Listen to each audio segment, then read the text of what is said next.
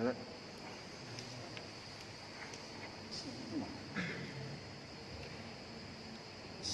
warahmatullahi wabarakatuh. Innal hamdalillah nahmaduhu wa nasta'inuhu wa nastaghfiruh wa na'udzu billahi min shururi anfusina wa sayyiati a'malina. May yahdihillahu fala mudilla lahu wa may yudlil fala hadiya lahu. Asyhadu an la ilaha illallah wahdahu la syarika lahu wa asyhadu anna Muhammadan abduhu wa rasuluh alladzi la rasula wa la nabiyya ba'dahu. Ya ayyuhalladzina amanu taqullaha haqqa tuqatih wa la tamutunna illa wa antum muslimun. Amma ba'd. Kepada ibu kaum muslimin dan muslimat yang dirahmati Allah Subhanahu wa taala, alhamdulillah puji dan syukur senantiasa kita sampaikan kepada Allah Subhanahu wa taala. Salawat dan salam kita sampaikan kepada Rasulullah sallallahu alaihi wasallam dan juga kepada keluarga beliau, para sahabat, para tabi'in serta orang mukmin yang senantiasa mengikuti beliau sampai hari kiamat. Pada malam hari ini kita lanjutkan pembahasan dari kitab Al-Minhaj Syarah Sahih Muslim Al-Hajjaj. Pembahasan dari kitab Al-Haid, kitab Al-Haid bab yang ke-11 atau kitab Al-Taharah bab yang ke-45. Hadis yang ke-738 dari kitab Sahih Muslim. Hadis ini dari sahabat Sulaiman bin Surad dari Jubair bin Mut'im. Qala tamara fil ghusli ila Rasulillah sallallahu alaihi wasallam. Faqala ba'dul qaum amma ana fa inni aghsilu ra'si kada wa kada. Faqala Rasulullah sallallahu alaihi wasallam amma ana fa inni afidu ala ra'si thalatha akufin. Hadis ini dari Jubair bin Mut'im, beliau mengatakan bahwasanya para sahabat mereka berdiskusi tentang masalah mandi junub di hadapan Nabi SAW. Sebagian dari sahabat mengatakan, adapun saya, maka saya membasuh kepala saya begini dan begini. Kemudian Nabi SAW mengatakan, adapun saya membasuh kepala saya 3 kali dengan 3 siraman, yang siraman masing-masing siraman itu dengan air sepenuh kedua telapak tangan. Ya, ini bab yang menjelaskan tentang istihbab ifadatul ma' ala ra'si, yaitu bab tentang disunnahkannya mengguyur kepala dengan ataupun anggota tubuh lainnya 3 kali. Sebenarnya sebelumnya sudah disebutkan oleh Imam Muslim tentang sifatul ghusli, bab sebelumnya, yaitu tentang bagaimana tata cara mandi wajib. Bab ini sebenarnya melengkapi, yaitu tentang disunnahkannya mengguyur kepala atau anggota tubuh lainnya 3 kali. Kemudian riwayat selanjutnya yang dibawakan oleh Imam Muslim juga dari Jubair bin Mut'im, bahwasanya Nabi juga mengatakan bahwasanya saya membasuh kepala 3 kali, yaitu ketika mandi wajib.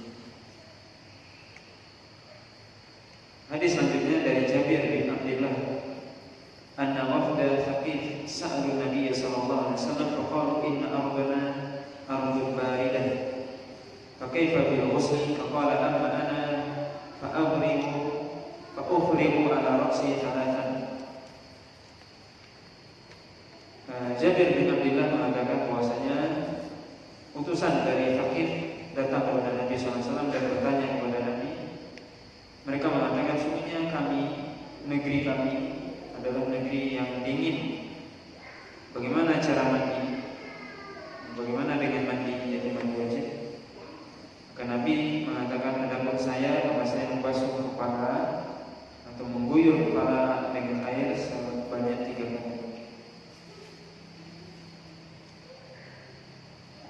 riwayat selanjutnya juga dari Jabir bin Abdullah, qala kana Rasulullah sallallahu alaihi wasallam idza iktasala min janabatin sabba ala ra'sihi thalatha hafanat min ma'in. Faqala lahu Al-Hasan bin Muhammad, inna sya'ri katsirun. Qala Jabir, faqultu lahu ya ibn akhi, kana sya'ru an-nabiy sallallahu alaihi wasallam aktsaru min sya'rika wa atyab. Dari Jabir bin Abdullah bahwasanya beliau mengatakan, pernah berkata bahwasanya dulu Rasulullah SAW ketika mandi janabah maka beliau mengguyur kepalanya, membasahi kepalanya, menyiram kepalanya dengan 3 kali siraman. Kemudian Hasan bin Muhammad mengatakan, sungguhnya rambut saya itu banyak atau lebat.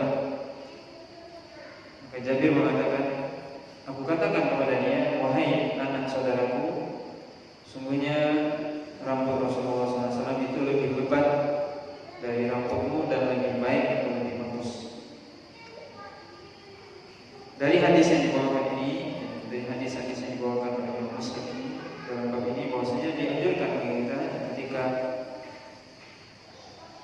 mandi wajib untuk membasuh yang mengguyur kepala, yaitu sebanyak 3 kali sebagaimana yang sudah disebutkan dalam sifat musli, yaitu bab tentang tata cara mandi wajib yang sudah disebutkan pada bab sebelumnya. Kemudian bab selanjutnya yaitu bab hukum dhafair al-mu'tasilah, hukum ikatan rambut bagi wanita yang sedang mandi wajib. Hukum tentang ikatan rambut bagi wanita yang sedang mandi wajib. Hadis ini dari Abdullah bin Rafi' maula Ummi Salamah an Ummi Salamah qalat qultu ya Rasulullah inni imra'atun ashaddu dhafra ra'si fa anquduhu li ghusl al-janabah. Qala la innama yakfiki an tahfiya ala ra'siki thalatha hafayat thumma tafidina alayki al-ma'a fatatuhrin. Dari Abdullah bin Rafi', beliau adalah mantan budaknya Ummi Salamah. Dari Ummi Salamah yang istri Nabi SAW, beliau mengatakan, aku berkata kepada Rasulullah SAW, sesungguhnya aku adalah wanita yang ikatan rambutku sangat kuat, atau ya sangat kuat karena rambutnya mungkin lebat dan panjang. Ummi Salamah, apakah saya akan melepaskan ikatan rambut tersebut ketika mandi janabah? Kata Ummi Salamah. Kemudian Nabi mengatakan, tidak, itu tidak perlu. Cukup bagimu untuk engkau siramkan air ke atas kepalamu 3 kali siraman, dan kemudian engkau sempurnakan basuhan tersebut, kemudian Anda bisa suci atau mandi dengannya. Kemudian riwayat selanjutnya yang dibawakan oleh Imam Muslim, di riwayat yang kedua ini disebutkan, apakah saya akan membuka rambut tersebut, ikatan rambut tersebut ketika mandi dari haid atau dari haid dan junub? Maka Nabi mengatakan tidak. Sedangkan riwayat selanjutnya disebutkan, ini juga semuanya dari riwayat Ummu Salamah, maka saya akan melepaskan ikatan rambut saya ketika mandi janabah. Dan riwayat ini tidak menyebutkan tentang haid. Maka 3 riwayat disebutkan oleh Imam Muslim. Riwayat pertama, di mana Ummi Salamah menyebutkan dalam riwayat tersebut, apakah saya melepaskan ikatan rambut itu ketika mandi janabah? Dalam riwayat lain disebutkan ketika mandi janabah dan mandi haid, mandi setelah selesai haid. Dalam riwayat yang ketiga tidak disebutkan haid, tetapi hanya mandi janabah sebagaimana riwayat yang pertama. Kemudian hadis yang keempat dalam bab ini yaitu hadis dari An Abi Zubair An Ubaid bin Umair qala balagha Aisyah anna Abdullah ibni Amr ya'muru nisaa idza iktasalna an yafudna ru'usahunna faqalat ya ajaban libni Amr hadha ya'muru nisaa idza iktasalna an yafudna ru'usahunna afala ya'muruhunna an yahdikna ru'usahunna laqad kuntu aghtasilu ana wa Rasulullah sallallahu alaihi wasallam min ina'in wahid fama azidu ala al-kufri wa ala ra'si thalatha ifradat. Hadis ini riwayat dari Ubaid bin Umair. Beliau mengatakan bahwasanya Aisyah telah sampai berita kepada Aisyah radhiyallahu taala anha bahwasanya Abdullah bin Amr menyuruh wanita yang sahabat Abdullah bin Amr bin As menyuruh wanita untuk ketika mereka mandi, yaitu mandi junub, untuk melepaskan ikatan rambutnya. Maka Aisyah mengatakan sungguh mengherankan Ibnu Amr ini. Dia menyuruh wanita ketika mereka mandi untuk melepaskan ikatan rambutnya. Kenapa dia tidak suruh saja para wanita tersebut untuk mencukur habis rambutnya? Kata Aisyah. Sungguh aku, kata Aisyah, mandi aku dan Rasulullah SAW dari satu bejana, maka tidak ada yang aku lakukan kecuali, dan tidak ada aku lebihkan kecuali aku hanya membasuh kepalaku dengan 3 kali siraman. Bapak dan Ibu kaum muslimin dan kaum muslimah yang dirahmati oleh Allah Subhanahu wa taala, maka bab ini bicara tentang bagaimana hukum bagi seorang wanita yang dia memiliki rambut yang panjang, kemudian dia ikat rambutnya, kemudian dia mandi, baik itu mandi janabah setelah berhubungan suami istri atau dia mandi setelah haid ataupun nifas. Apakah harus dia buka atau lepaskan ikatan rambutnya? Nah, di sini tadi disebutkan riwayat dari Ummu Salamah yang beliau mengatakan rambut saya panjang, lebat, dan ikatannya sangat kuat. Ikatannya kuat, menunjukkan rambutnya panjang. Apakah saya harus membuka? Kata Nabi, tidak perlu. Cukup dibasahkan kepalanya. Di sini perlu kita ketahui yang disebutkan oleh Imam Nawawi bahwasanya jumhur para ulama mengatakan dalam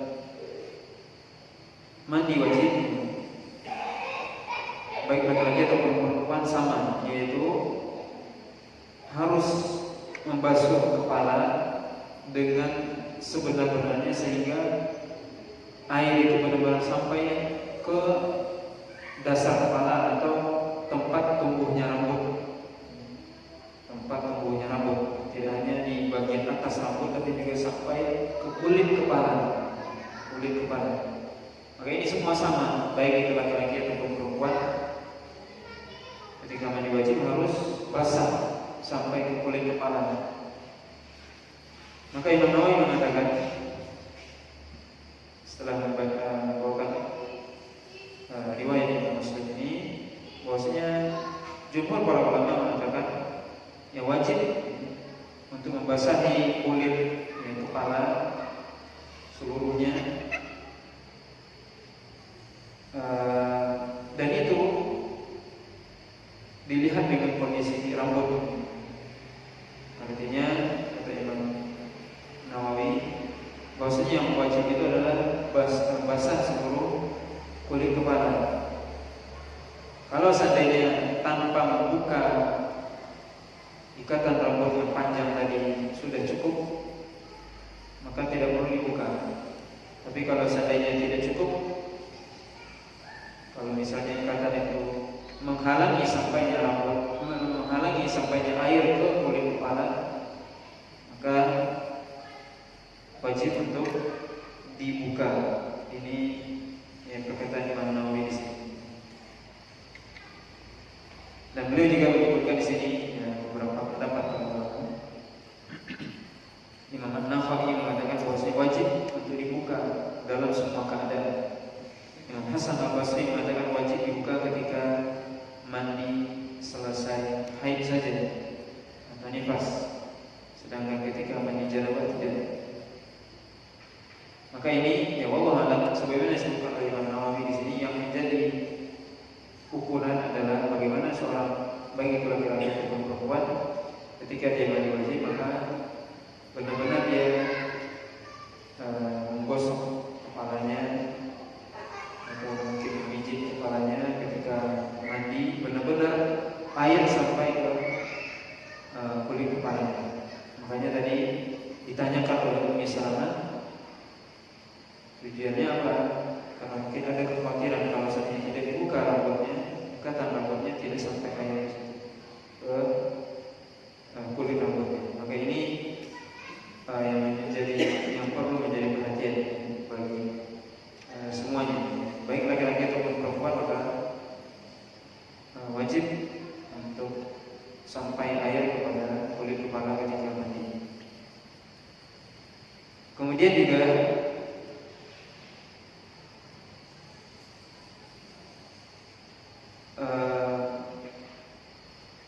sebutkan dalam riwayat Aisyah tadi bahwasanya Aisyah mengatakan, sungguh saya heran kepada Umar menyuruh wanita untuk membuka rambutnya. Ya Allah a'lam, di sini Imam Nawawi mengatakan bisa jadi itu karena beliau mempunyai pendapat bahwasanya harus dibuka. Bisa jadi juga kata Imam Nawawi bahwasanya beliau belum sampai kepada beliau hadis Ummi Salamah ini, atau beliau menyuruh itu untuk kehati-hatian. Jadi Abdullah bin Umar yang menyuruh wanita untuk membuka ikatan rambutnya ketika mandi, yang Aisyah mengatakan sungguh mengherankan, sampai Aisyah mengatakan kenapa bagi dia sungguh saja cukup habis rambut para wanita, kata Aisyah. Ini maksudnya adalah bahwasanya bisa jadi kata Imam Nawawi memang Abdullah bin Umar punya pendapat bahwasanya wajib untuk dibuka, atau memang beliau belum sampai hadis kepada beliau, hadis Ummu Salamah yang kata Nabi tidak perlu dibuka kalau sudah cukup, atau itu sebuah kehati-hatian. Nah, kemudian bab selanjutnya, bab istihbab istimali al-mu'tasilah min al-haid firsatan min miskin fi mawdhi'id dam. Bab yang menjelaskan tentang disunahkannya, dianjurkan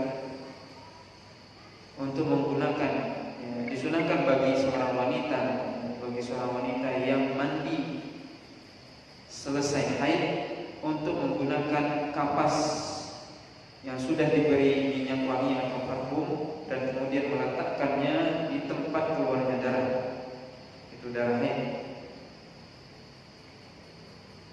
Dalam bab ini disebutkan hadis riwayat dari Mansur bin Sofiyah an ummihi an Aisyah radhiyallahu ta'ala anha qalat sa'alat imra'atun an-nabiy sallallahu alaihi wasallam kaifa taghtasilu min haidatiha qala fa dzakarat annahu 'allamaha kaifa taghtasil thumma ta'khudhu firsatan min miskin fatatahharu biha qalat kaifa atatahharu biha qala tatatahhari biha subhanallah wastatara Hisham Sufyan ibn Uyainah biyadihi ala wajhihi qalat Aisyah wajtazabtuha ilayya wa araftu ma arada an-nabiy sallallahu alaihi wasallam faqultu tattabi'i biha athar ad-dam. Hadis ini dari Mansur bin Safiyah dari ibunya dari Aisyah. Beliau mengatakan bahwasanya seorang wanita telah datang kepada Nabi SAW dan bertanya, bagaimanakah seorang wanita mandi selesai dari haidnya?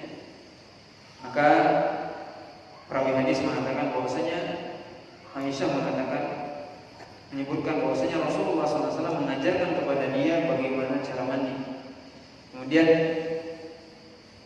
dia mengambil kapas yang sudah diberikan parfum atau minyak wangi, kemudian dia bersuci dengannya. Kemudian wanita tersebut mengatakan, bagaimana dia bersuci dengannya? Maka Nabi SAW mengatakan, ya, dia bersuci dengannya, subhanallah. Kemudian Sufyan bin Uyainah memberikan isyarat dengan menutup tangannya pada wajahnya. Kemudian beliau mengatakan, Aisyah mengatakan, maka aku pun menarik wanita tersebut dan aku mengetahui apa yang diinginkan oleh Nabi SAW. Kemudian aku katakan kepada wanita tersebut, kata Aisyah, maka engkau membersihkan dengan kapas tersebut tempat keluar darah. Riwayat selanjutnya yang dibawakan oleh Muslim juga dari Aisyah, ya, dari Aisyah radhiyallahu ta'ala anha, anna imra'atan sa'alat an-nabiy sallallahu alaihi wasallam kaifa aghtasilu 'inda at-tuhri. Faqala khudhi firsatan mumassakatan fatawadda'i biha.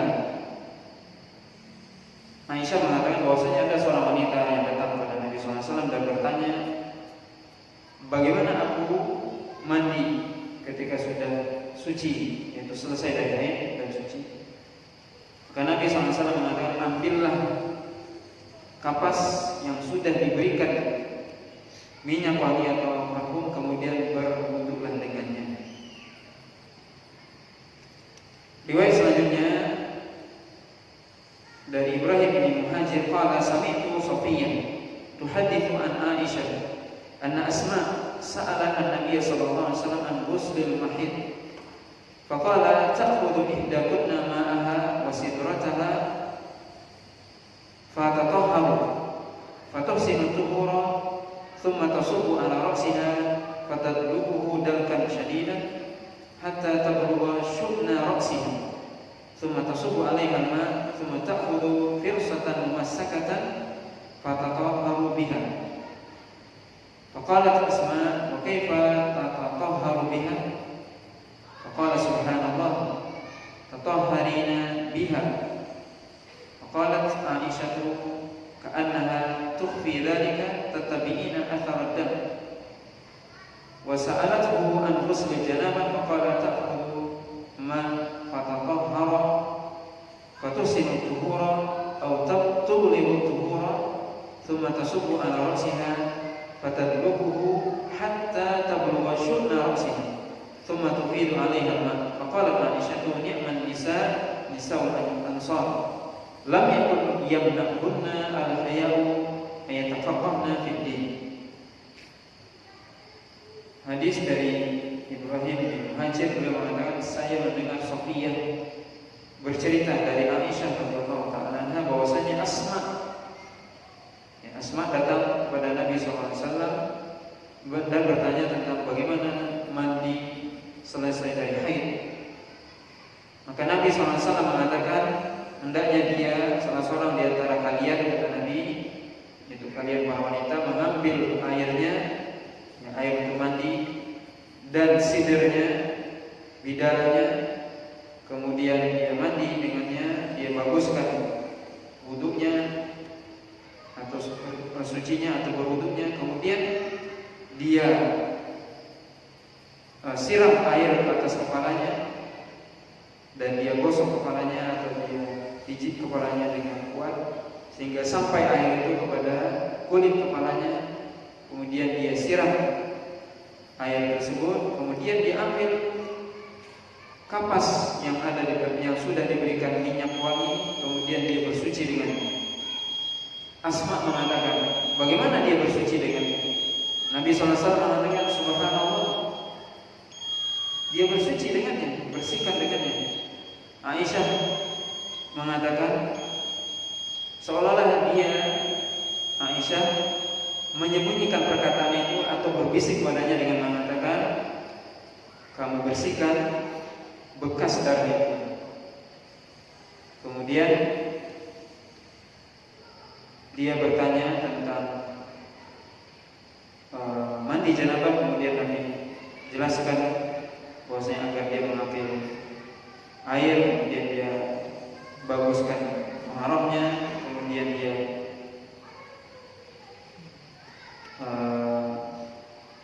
guyur kepalanya dengan air, kemudian sampai air itu kepada kulit kepalanya, kemudian dia guyur seluruh tubuhnya dengan air tersebut. Kemudian Aisyah mengatakan, sebaik-baik wanita adalah wanita Ansar. Sungguhnya malu tidak melarang atau tidak membuat mereka tidak menghambat mereka dari memahami agama mereka. Kemudian hadis terakhir dari bab ini juga dari Sofiyah binti Syaibah an Aisyah qalat dakhalat Asma bint Syakar ala Rasulillah sallallahu alaihi wasallam faqalat ya Rasulullah kaifa taghtasilu ihdana idza tahurat min al-haid wa saqal hadis. Bahwasanya riwayat terakhir ini juga dari Sofiyah bin Syaibah dari Aisyah. Di sini disebutkan yang bertanya adalah namanya Asma binti Syakar yang datang kepada Nabi SAW, dan riwayatnya sama sebagaimana sebelumnya. Di sini disebutkan dalam bab ini, yaitu bagaimana seorang wanita dianjurkan ketika dia mandi suci, ketika dia suci dari haid, termasuk di sini juga nifas, untuk menggunakan kapas yang sudah dicelupkan atau diberikan minyak wangi, kemudian dia bersihkan tempat keluar darah dengan kapas tersebut. Di sini Imam Nawawi menyebutkan bahwasanya hukum asal dari mandi atau cara mandi wajib ya sama antara laki-laki dan perempuan yang sudah disebutkan pada bab sebelumnya, kecuali di sini ada tambahan bagi wanita. Ini khusus bagi wanita saja. Tambahan ini yaitu menggunakan kapas yang sudah diberikan minyak wangi, kemudian dia taruh kapas itu di tempat keluar darah. Dan ini tentunya juga disebutkan Imam Nawawi adalah ketika seorang wanita mandi dari selesai haid ataupun nifas. Maka ini adalah tambahan bagi seorang wanita ketika dia mandi selesai dari haid ataupun nifas. Kemudian juga faedah dari hadis ini bahwasanya itu dilakukan setelah selesai mandi. Itu dilakukan kata Imam Nawawi adalah selesai mandi. Kemudian juga faedah dari hadis ini bahwasanya bolehnya seorang untuk ketika dia heran terhadap suatu hal bertasbih kepada Allah dengan mengatakan subhanallah. Seperti tadi Rasulullah SAW menjelaskan kepada perempuan tadi yang disebutkan dalam riwayat Asma, Nabi mengatakan ketika Anda mandi dari haid maka hendaknya ditambahkan dengan membersihkan tempat keluar darah dengan kapas yang sudah diberikan minyak wangi. Kemudian wanita tadi mengatakan bagaimana caranya? Maka Nabi mengatakan bersihkan. Subhanallah, kata Nabi. Artinya apa? Ya itu adalah suatu hal yang jelas, suatu hal yang sudah jelas, yang pasti semua orang bisa jelas yang mengetahui maksud Nabi. Maka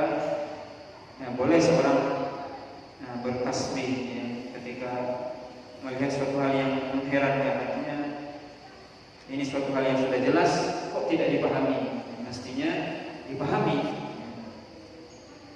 Kemudian juga ya dianjurkan untuk memakai bahasa kinayah atau bahasa tidak langsung ketika berbicara berkaitan dengan masalah aurat. Maka Nabi di sini menyebutkan tadi tattabi'ina atharad dam, kata Nabi, bersihkan di tempat bekasnya darah.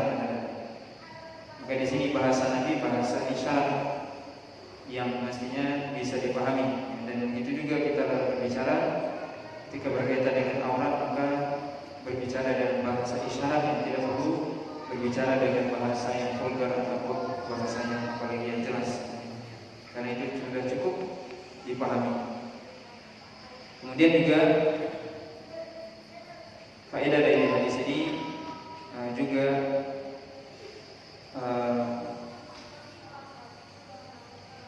keutamaan wanita Ansar yang disebutkan oleh Aisyah radhiyallahu anha, maksudnya mereka yang bertanya kepada Nabi SAW tentang hal-hal yang itu kadang berkaitan dengan wanita sendiri, dan mereka langsung bertanya kepada Nabi, datang kepada Nabi, tidak sungkan datang kepada Nabi untuk bertanya. Ini menunjukkan bahwasanya wanita Ansar adalah wanita-wanita yang bersemangat dalam belajar dan malu tidak menghalangi mereka untuk memahami agama. Dan ini tentunya suatu hal yang baik, karena dalam agama tidak ada istilah malu. Karena kalau seorang malu misalnya, tentu dia tidak akan bisa belajar, sehingga dia tidak bisa misalnya tohara, bersuci ataupun beribadah dengan sebagaimana mestinya. Maka wanita Ansar ini dipuji ya oleh Aisyah dan tidak diingkari oleh Nabi SAW. Tidak diingkari oleh Nabi SAW pertanyaan tersebut. Ini menunjukkan bahwasanya ya seorang mestinya ketika dia tidak memahami sesuatu, dia bertanya. Dan sekali lagi tidak ada istilah malu dalam agama untuk menanyakan sesuatu yang itu berkaitan dengan ibadah. Bapak dan Ibu kaum muslimin dan kaum muslimah yang dirahmati Allah Subhanahu wa taala, ini yang pembahasan kita mungkin pada malam hari ini. Mudah-mudahan bermanfaat.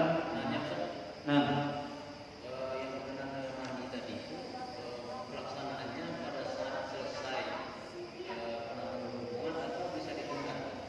Kemudian itu kalau seandainya kita mandi pada saat selesai mandi ternyata masih keluar cairan, harus mandi lagi seperti itu. ya, kapan kita mandi wajib? Apakah selesai hubungan suami istri langsung mandi atau boleh ditunda? Dua-duanya boleh. Boleh Anda langsung mandi atau boleh juga ditunda. Kalau misalnya Anda berhubungan di awal malam misalnya, terus Anda tunda besok pagi mau mandi, boleh. Tapi dengan syarat sebagaimana kita sebutkan pada pelajaran sebelumnya, seorang yang ketika Nabi katakan ketika seorang Umar bertanya, ayana junub, apakah seorang yang junub habis hubungan suami istri boleh tidur? Na'am, kata dia, idza tawadda'a. Iya, kalau dia berwudu. Artinya seorang ketika dia junub, kemudian dia akhirkan mandi, kemudian dia tidur, pengen tidur atau ingin makan dan minum, maka hendaknya dia berwudu terlebih dahulu. Maka boleh dia untuk mengakhirkan atau menunda mandi. Kemudian bagaimana kalau keluar cairan? Di sini dilihat ya, kalau setelah mandi masih keluar cairan, ini dilihat apakah cairan tersebut apakah itu mani atau tidak. Kalau mani berarti harus diulang mandi. Kalau itu mani. Tapi kalau tidak mandi misalnya keluar, maka tidak diulang mandinya, tapi dia harus berwudu dan membersihkan kemaluannya, kemudian membersihkan pakaian atau hal yang terkena dari mandi tersebut. Nah, Allah Ta'ala alam. Subhanallah wa bihamdika, asyhadu an la ilaha illa anta, astaghfiruka wa atubu ilaik. Wassallallahu ala nabiyyina Muhammadin wa ala alihi wasallam. Assalamualaikum warahmatullahi wabarakatuh.